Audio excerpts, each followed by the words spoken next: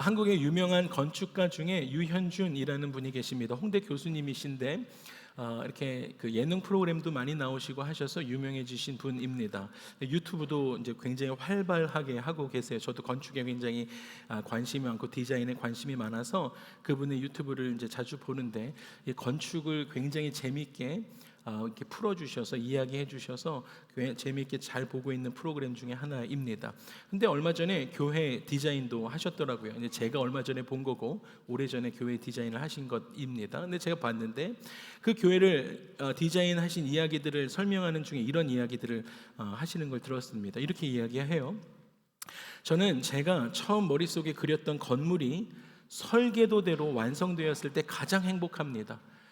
자기가 처음 생각했을 때 설계도대로 디자인을 했고, 그리고 그 건물이 설계도대로 완성되었을 때 가장 행복합니다. 그것이 이번 교회에서는 열린 공간으로 주민들을 초대해서 하나님을 만나는 공간으로 디자인하고 싶었습니다. 이런 이야기였습니다. 여러분, 건축가는요 아무것도 없어요. 그런데 그 아무것도 없는 공간에 처음부터 완성된 그림을 가지고 있는 사람이 건축가입니다. 그런데요, 여러분, 공사가 시작됐습니다. 그런데 공사가 시작됐는데 공사에서 그 현장에서 일하는 분들의 눈에는 완성된 건물이 보이지 않습니다. 그냥 그저 먼지가 날리고 철근이 그냥 드러나여 있는 곳이고, 아직 아무것도 정돈되어져 있지 않은 곳이 그런 공사 현장입니다. 여러분, 공사 중인 건물만 바라보면 전혀 아름답지 않습니다. 마스크 꼭 써야 하고요. 그냥 더러운 곳입니다. 그런데 건축가는 알고 있습니다. 이것이 완성되면 그 교회에 이웃들이 오고 그 열린 공간으로 그 교회에요, 그 중간에 그 이웃들이 좀 지나갈 수 있는 공간들을 마련해놓은 거예요. 그러니까 우리로 말하면 저 로비에 이웃 사람들이 이렇게 골목처럼 이렇게 지나갈 수 해놓은 거예요. 그러니까 이 건축가는 알고 있죠. 이게 완성이 되면 그 교회에 이웃들이 지나다니고 그 열린 공간의 로비에 주민들이 와서 쉬고, 그렇게 되면 전도가 되고 하나님을 만나는 공간으로 사용될 것이다 라는 것을 설계자는 알고 있습니다. 설계자는 이미 다 알고 있습니다. 여러분, 저와 여러분의 인생도 똑같습니다. 하나님께서는 저와 여러분들을 향한 블루프린트를 가지고 계십니다. 할렐루야. 하나님은 다 알고 계세요. 근데 저와 여러분들은 아직 공사 중이에요. 공사 현장이에요.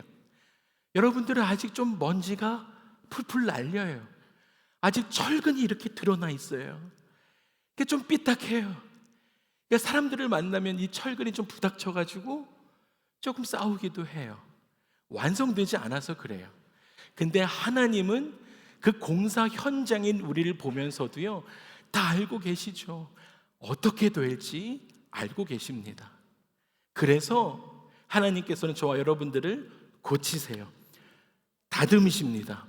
그리고 저와 여러분들을 세워가십니다. 여러분, 그렇기 때문에 여러분들 꼭 기억하세요. 옆에 앉아 계신 분들, 여러분들 너무 빨리 판단하시면 안 됩니다.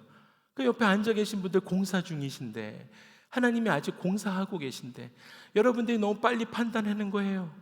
아이고, 오늘 아침에도 아내가 나한테 이렇게 이야기해서 마음이 너무 불편하네. 아이고, 아내 때문에 힘들어. 이렇게 판단하시면 안 돼요. 남편한테도요. 여러분, 아내님들 남편한테 늘 이렇게 이야기하잖아요. 남편이 내 편이 아니고 꼭 남의 편 같아요. 맨날 이렇게 이야기하시잖아요. 근데 그렇게 이야기하기 전에 이렇게 한번 생각하시는 거예요. 아유, 저 사람 아직 공사 중이구나, 이렇게 생각하시는 거예요. 근데 아무리 이야기해도 안 고쳐지는 것 같아요. 그러면 이렇게 생각하세요. 아유, 저 사람 공사가 참 더디구나, 이렇게 생각하시면 마음이 조금 편안해지십니다. 하나님은 아직도 그 사람을, 블루프린트는 갖고 계시니까 아직도 하나님은 그 사람을 고쳐가고 계시는 중입니다. 근데 문제가 있어요. 우리는 다른 사람을 향해서도 그렇게 생각을 하는 경우도 있지만 나를 판단하는 경우가 좀 더 있습니다. 그리고 나를 판단할 때 좀 심하게 판단하는 경우가 있습니다. 기도가 이루어지지 않아요?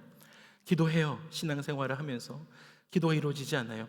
내가 열심히 살아왔는데 결과가 보이지 않습니다. 그러면 마음속으로 첫 번째 드는 생각이 이것입니다. 내가 신앙생활 잘못하고 있나요? 내 인생 내가 잘못 살아왔나? 하나님이 나를 잊으신 건 아닌가? 이렇게 몇 가지 카테고리 중에 하나를 생각하기 시작합니다. 고린도 교회 성도들도 사도 바울을 바라보면서 비슷한 생각했습니다. 사도 바울 예수 믿는다고 하는데 저 사람의 인생 왜 저럴까 생각하기 시작해요. 남 인생 바라보면서 다른 사람 인생 판단하기 시작합니다. 저 사람 있잖아, 정말 사도라고 한다면 왜 저렇게 살아? 왜 저런 인생이 됐어? 라고 모여가지고 다른 사람 이야기하기 시작합니다. 여러분, 이거 지금 다른 사람 이야기 어디서 하고 있어요? 교회 안에서 하고 있어요. 여러분, 제가 누누이 말씀드리지만 교회는 모여서 다른 사람 이야기하는 곳 아닙니다. 할렐루야. 여러분, 교회는요, 모여서 내가 받은 은혜를 나누는 곳입니다. 이것은 변하지 않는 진리입니다. 여러분, 교회에 모여서 다른 사람들 이야기하기 시작할 때 고린도 교회가 그랬어요. 그때부터 어려움이, 그때부터 사단이 틈타기 시작했습니다. 그때부터 내 마음의 교만이 싹트기 시작하는 거예요. 여러분, 그런데 그렇지 않아요.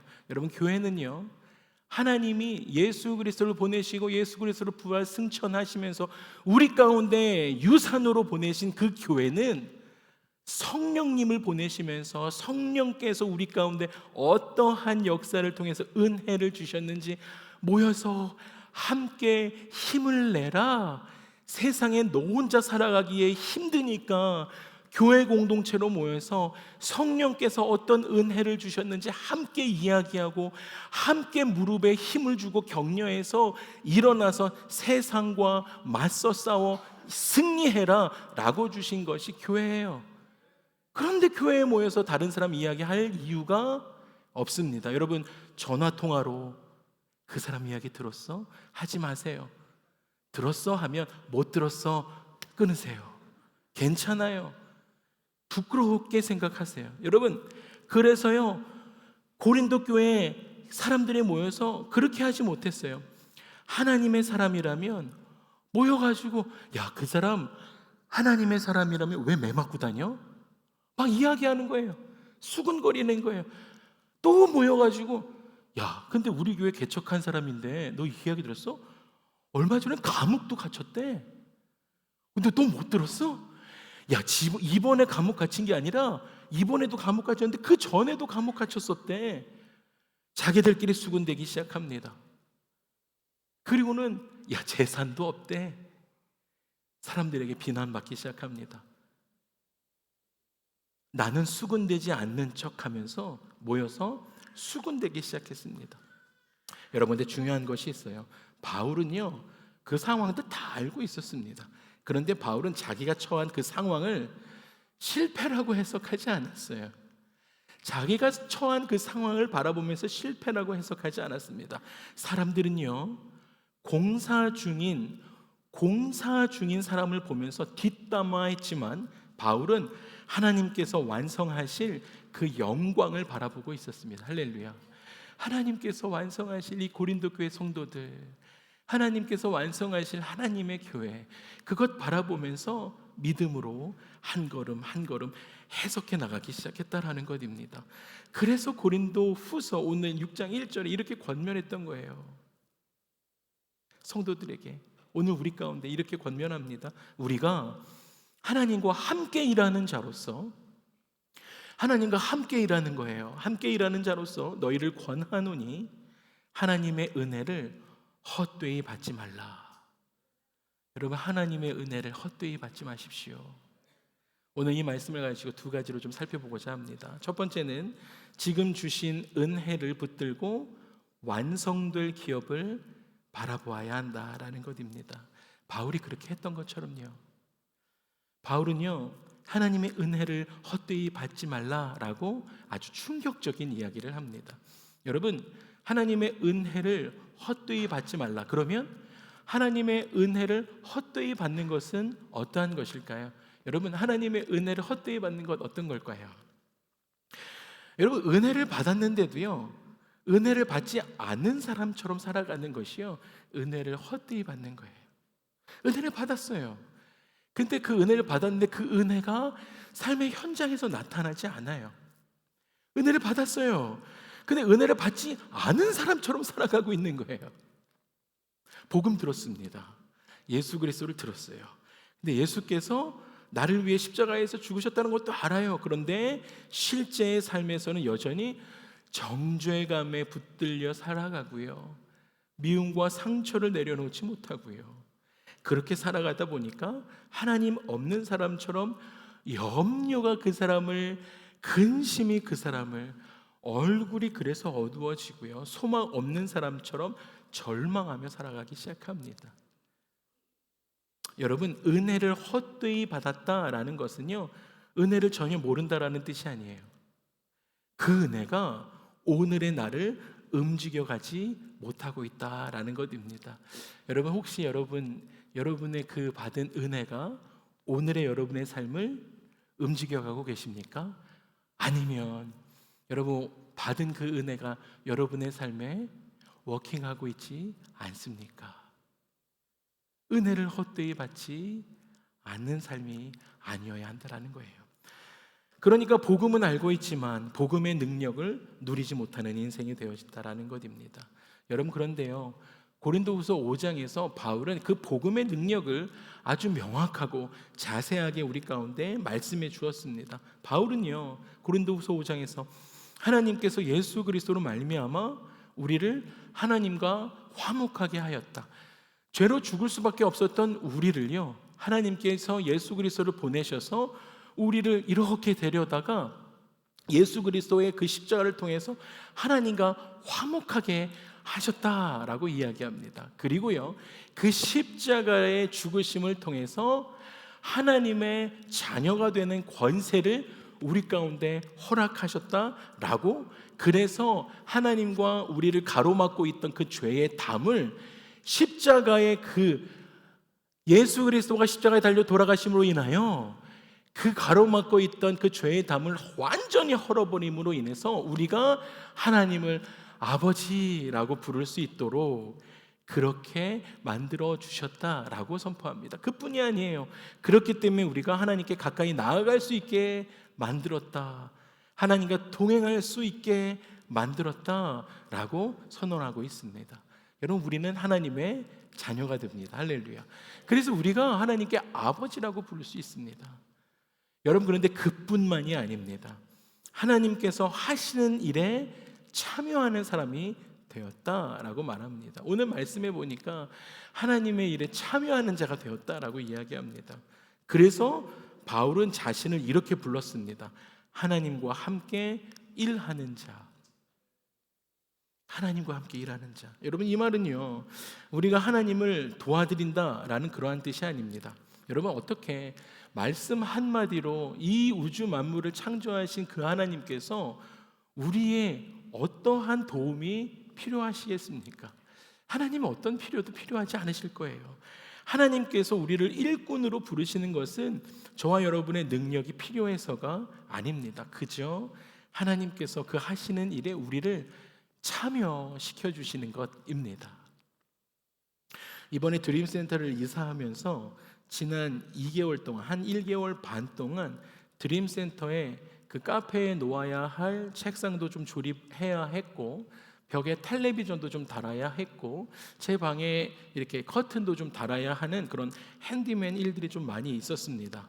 그래서 제가 집에 있는 저의 공구를 좀 가져다가 그러한 일들을 좀 했어요. 책상도 조립해야 했고. 근데 그럴 때마다 집에 있는 저의 자녀들이 와서 도와준 친구가 있었는데, 그 친구는 첫째도 둘째도 아닌 막내 지아였습니다. 우리 지아가 와가지고 이렇게 저렇게 와가지고 막 도와줬어요. 그래서 먼저 옛날 드림센터에 가서 저렇게 청소를 하고, 그리고 와가지고 도와주었습니다. 그런데 지아는 성품 자체가 늘 제가 그라지에 가가지고 어떤 일들을 좀 제가 뭘 해야 되면 지아가 와가지고 내려옵니다. 이 집 방에 있는 그 지호와 유니아는 뭐 신경도 쓰지 않습니다. 내려와서 도와주지도 않아요. 그런데 늘 지아는 아빠 내가 뭘 도와줄까? 도와줄 일 없을까? 하면서 도와주는 그러한 아이입니다. 그런데 문제는요, 조금 이렇게 서툴죠. 그래서 아빠 내가 뭐 도와줄까 하면서 뛰어오다가 제가 이렇게 옆에 놓았던 그 피스들, 그 드라이버 피스들 세우는 거 이렇게 확 엎질릅니다. 그래서 그걸 다시 주워 담아야 되는 일들이 있어요. 어느 날은요, 더운 여름이었는데 아빠 내가 뭐 도와줄까 이러면서 아빠 덥지? 물 떠다 줄게. 그러면서 다시 키친으로 갔다가 물을 떠가지고 막 뛰어오다가 제 앞에서 넘어졌어요. 그래서 제가 드라이버로 다 박아놓은 그 위에다가 물을 와장창 엎기도 했습니다. 일이 더 복잡해지기도 합니다. 그런데요, 그런 지아가 저는 예쁩니다. 그래서 몇 년째 지아와 그렇게 손발을 맞춰 옵니다. 그래서 제가 뭐 피스를 받고 날 때 지아야 저기 좀 잡아줘 이렇게 하면 지아가 꼭 잡아줘요. 좀 쏠쏠하게 좀 도움이 됩니다. 지금은 몇 년째 하니까 좀 큰 도움이 될 때도 있습니다. 그런데 여전히 제가 그 아이의 도움이 절실하기 때문에 그 아이와 함께 일하는 것은 아닙니다. 그냥 그저 그 아이와 함께 기쁨을 나누고 싶기 때문에 지아가 도와줄까 하면 예스 하는 거예요. 여러분, 하나님께서도 우리를 하나님의 일에 참여시키는 것도 마찬가지입니다. 하나님께서 저와 여러분들을 바울이 이야기했던 것처럼 하나님의 일에 참여시키는 것은요, 은혜입니다. 은혜. 오 하나님, 이 일을 저에게 맡기시는 것, 하나님의 입장에서는요, 가끔요 그 피스들 다 있는 것 저와 여러분들 연약해서요, 아니면 때로는 하나님의 열심보다 우리들의 열심이 더 오버해가지고 그 하나님 일 도와드릴게요 하면서 하나님께 뛰어가다 그 피스들 통 다 엎어뜨리는 경우도 있을 거예요. 하나님의 입장에서 보면요, 지하처럼 때로는 하나님의 일에 은혜로 참여시켜 주셔서 하나님 감사해요 그랬는데 뛰어가다가 물통을 하나님의 그 블루프린트 앞에다 다 쏟아버리는 경우도 있을 거예요. 그래도 하나님은요, 네가 내 일에 참여하는 게 그렇게 기쁘구나 하면서 그렇게 우리를 은혜로 받아주시는 분이 하나님이십니다. 어땠던 우리의 삶이었습니까? 죄인이었던 우리를 하나님의 자녀가 되게 하신 그 은혜입니다. 지난주에 하나님께서는 우리를요, 화목해 하는 직분을 주신 것도요, 복음을 맡은 것도요 은혜이고요, 교회를 섬기게 하신 것도요, 집사의 직분을 주신 것도요, 장로의 직분을 주신 것도요, 한 영혼을 위해서 우리가 기도하게 하신 것도요, 여러분 누군가를 원들을 사랑할 수 있게 하신 것도 주님의 은혜입니다.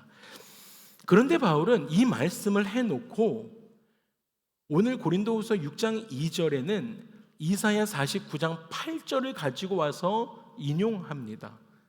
2절에 보니까 이렇게 이야기해요. 이르시되 내가 은혜 베풀 때에 너에게 듣고 구원의 날에 너를 도왔다 하셨으니 보라 지금은 은혜 받을 만한 때요, 보라 지금은 구원의 날이로다. 그러니까 하나님의 일에 참여하는 그 일들이 그 은혜의 일이다라고 그 이야기를 이사야 49장 8절을 가지고 와서 인용해 놓습니다. 그런데요, 이사야 49장 8절은 그 8절에서 끝나는 것이 아니라 연속해서 9절까지 이어져 있습니다. 이 8절에서 끝나는 이야기가 아니에요. 이사야 49장 8절 그 다음엔 이렇게 되어져 있습니다. 여호와께서 이같이 이르시되 은혜의 때에, 그러니까 그 은혜의 날에 어떠한 일이 일어나는지 제가 읽어드릴게요. 내가 내게 응답하겠고, 할렐루야. 구원의 날에 내가 너를 돕겠고, 내가 장차 너를 보호하겠고, 할렐루야. 내가 너를 백성의 언약으로 삼겠고, 나라를 일으키고요, 그들에게 황무지 같은 그 땅을 기업으로 상속하게 하겠다라고 말씀하십니다. 여러분, 그냥 거저 은혜를 주신 것에서 끝나는 것이 아니고요, 은혜 받을 만한 때다, 은혜 받아라, 끝! 아니고요, 은혜 받게 하시고요, 그 다음에 하나님은 더 구체적인 것들을 우리 가운데 말씀해 주고 계시다. 여러분, 지금 이사야가 말하고 있는 그 당시는 이스라엘 백성들이 나라를 잃어버리고 포로가 된 상태였습니다. 포로된 상태예요. 그런데 그때 그 당시의 가운데 은혜 받을 만한 때다라고 이야기하는 것이 이스라엘 백성들에게 귀에 들어왔겠냐라는 거예요. 막막한 상태인데, 땅은 황폐해져 있는데, 성은 다 무너져 있는데, 미래가 보이지 않는 곳인데, 그래서 이사야 49장 4절에 이사야가 이렇게 이야기합니다. 내가 헛되이 수고하였구나. 무익하게 공연히 내 힘을 다하였구나. 이렇게 이야기합니다. 보라, 은혜 받을 만한 때다. 은혜를 받아라. 그렇게 이야기해 놓고 은혜 받게 되면 하나님께서 이러한 은혜들을 주실 것이다. 이사야는 분명히 선언했지만 이사야가 자기가 봐도 이 황폐한 땅 가운데서 이런 일들이 일어날 거라고 생각을 못하겠으니까요, 이렇게 이야기했던 거예요. 내가 지금 믿음으로 산 것이, 믿음으로 선포한 것이, 믿음으로 예언한 것이 다 무슨 소용입니까? 하나님 계시기나 한 것입니까? 이렇게 이야기했다라는 거예요. 그랬더니 하나님께서 이렇게 말씀하십니다. 너희의 이야기는 여기서 끝난 것이 아니다. 내가 너희를 구원하겠다. 황무했던 땅을 다시 기업으로 상속하게 하겠다. 여러분, 하나님의 구원은요, 단순히 그냥 포로되었던 그곳에서 꺼내주겠다라는 것으로 끝나지 않겠다라고 말씀하십니다. 하나님께서 말씀하시는 그 구원은요, 건져내시고 회복시키시고 하나님께서 약속하신 그 기업을 누리게 하시는 줄 믿습니다. 그렇게 하시겠다라는 거예요. 그래서 바울은 그 이사야의 말을 가지고 와서 오늘 하나님의 은혜를 헛되이 받지 마십시오. 그 은혜를 헛되이 받지 말고 그 은혜를 누리며 살아가십시오. 우리 가운데 이야기했던 것입니다. 여러분, 우리의 구원도 마찬가지입니다. 예수님을 믿는다라는 것은요, 은혜로 우리가 구원받았잖아요. 은혜로 저와 여러분들이 구원받았습니다. 할렐루야. 그러면 그냥 단순히 거기서 내가 지옥 가지 않는다, 거기서 끝나는 것이 아니다라는 거예요. 여러분, 하나님은요, 예수님을 통해서 저와 여러분들을 구원해내시고 그냥 거기서 끝내는 것이 아니라 저와 여러분들을 하나님의 자녀로 회복시키시는 것입니다. 회복시키십니다.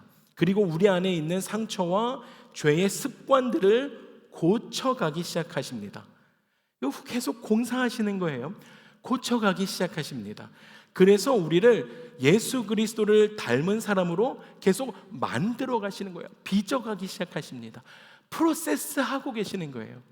저와 여러분들을 구원해 내시고 예수 그리스도를 믿게 하시고, 그리고 나서 우와, 나 이제 지옥 가지 않는다, 끝! 이게 아니고요, 저와 여러분들은 하나님의 자녀로 삼으시고 예수 그리스도를 닮아가는 인생으로 만드신다는 거예요.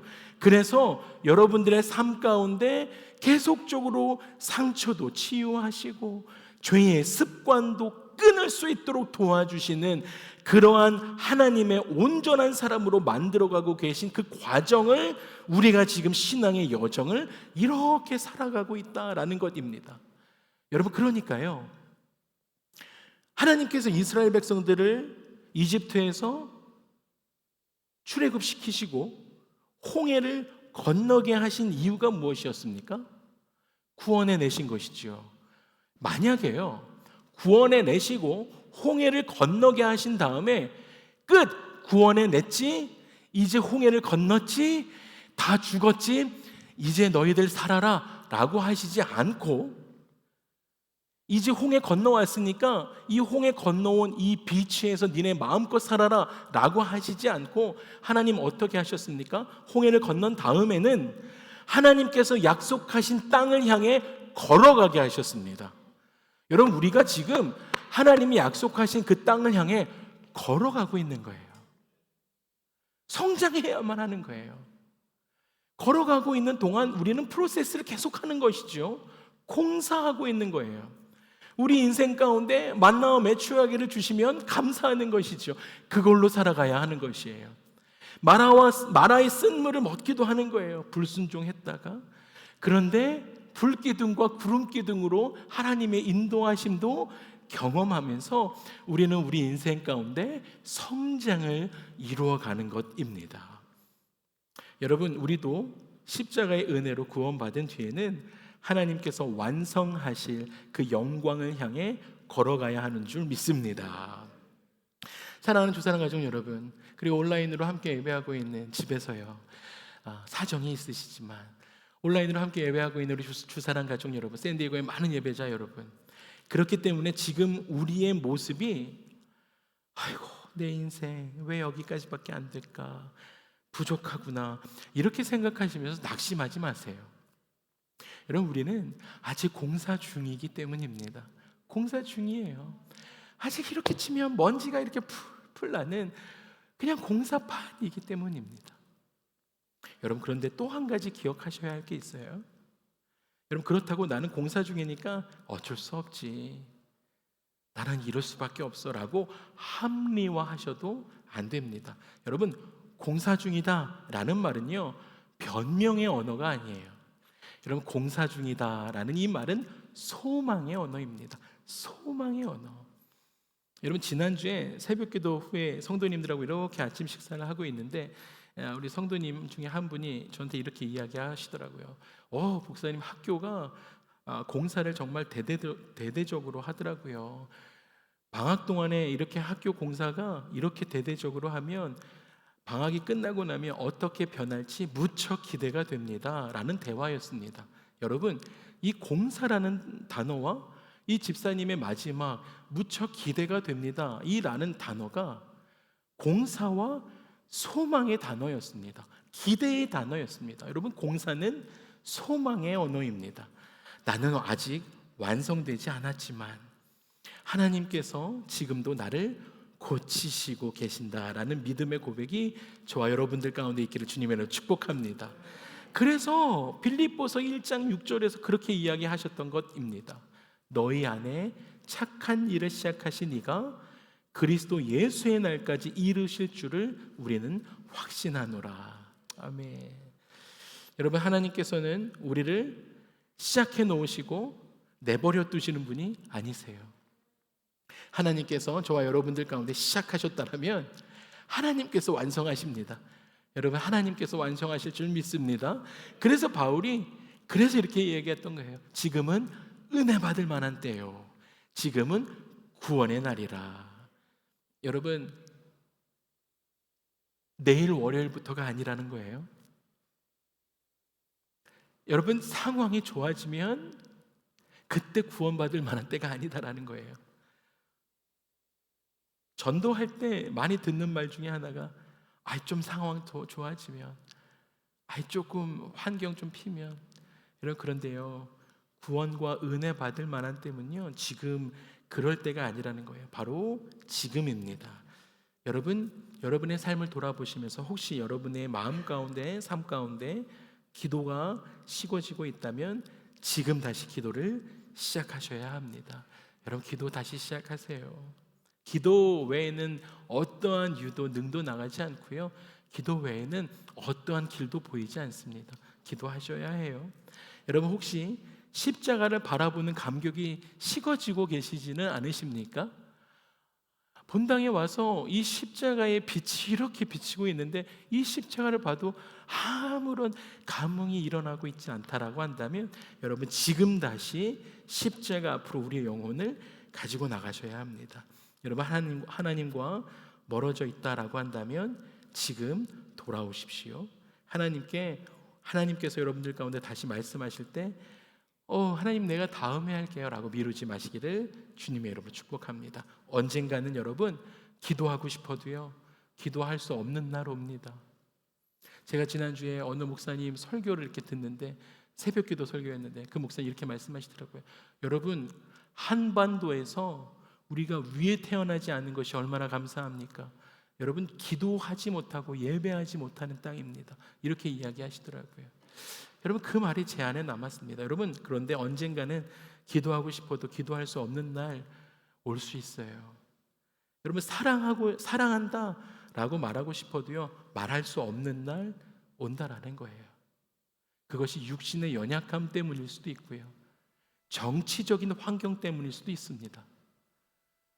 여러분, 지금 중국은 시진핑만 섬겨라 라고 이야기하기 시작했어요. 그런 기사가 나오기 시작했죠. 여러분, 우리 그러한 시대를 살아가기 시작했어요. 그러므로 여러분, 오늘의 은혜를 놓치지 마시기를 주님 여러분 축복합니다. 여러분, 하나님께서는 이미 완성된 그림을 가지고 계십니다. 지금 여러분 공사 중이시지만 장차 하나님의 영광스러운 기업을 상속받을 하나님의 자녀가 되는 줄 믿습니다. 말씀을 마무리하겠습니다. 여러분, 신앙의 승리는 문제가 하나도 없는 상태를 이야기하는 것이 아닙니다. 여러분, 신앙의 승리는 그 문제 속에서도요, 그리스도의 성품을 잃어버리지 않는 것이 최후 승리인 것이에요. 여러분, 바울의 승리는 어떠한 것이었습니까? 바울의 승리가 내가 복음 전하는데 감옥에 한 번도 갇히지 않았지, 이것이 바울의 승리였습니까? 그렇지 않았습니다. 바울의 승리는요, 감옥에 갇혔지만 찬송하는 데 있었습니다. 할렐루야. 우리의 삶이 그렇게 되기를 소망합니다. 여러분, 바울의 승리는 비난받지 않는 삶에 있지 않았습니다. 여러분, 바울 계속 비난받고 살았어요. 비난받으면서도요, 진리와 사랑을 포기하지 않는데 그 승리가 있었습니다. 여러분, 우리의 승리도 마찬가지입니다. 모든 문제가 해결되는 것만이 승리가 아닙니다. 여러분, 문제가 해결되지 않아요. 그래도 믿음 잃지 않는 삶이 승리하는, 신앙의 승리하는 인생인 것이죠. 여러분, 사람들이 저와 여러분들의 인생을 오해해요. 그래도요, 나까지 거짓된 인생 되지 않는 것이 승리의 인생입니다. 여러분, 상처받아요. 사람들이 자꾸 여러분들 가운데 상처를 줘요. 근데 그 사랑을 포기하지 않는 것이 승리입니다. 바울이 그 이야기를 해요. 많이 견딘 것과 환난과 궁핍과 고난과 매맞음과 갇힘과 난동과 수고로움과 자지 못함과 먹지 못함 가운데서도 나는 깨끗함과 지식과 오래 참음과 자비함과 성령의 감화와 거짓 없는 사랑과 진리의 말씀과 하나님의 능력으로 사람들을 대했습니다. 여러분, 꼭 기억하세요. 여러분, 그 많은 고난을 당했음에도 불구하고 여러분, 하나님의 사랑 지켰습니다.